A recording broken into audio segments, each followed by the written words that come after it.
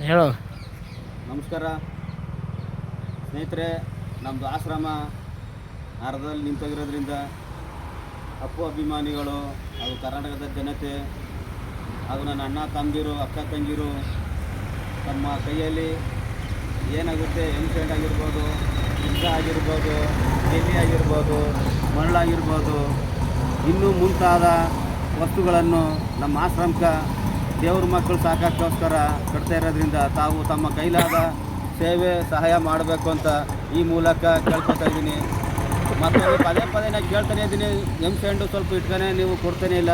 ದಯವಿಟ್ಟು ಈ ವಿಡಿಯೋನ ಆದಷ್ಟು ಜನಕ್ಕೆ ಶೇರ್ ಮಾಡಿ, ಯಾರು ದಾನಿಗಳು ಸಿಕ್ಕಿ ನಮ್ಗೆ ಸಹಾಯ ಮಾಡ್ಬೋದು ಅಂತ ಕೇಳ್ಕೊತೀನಿ.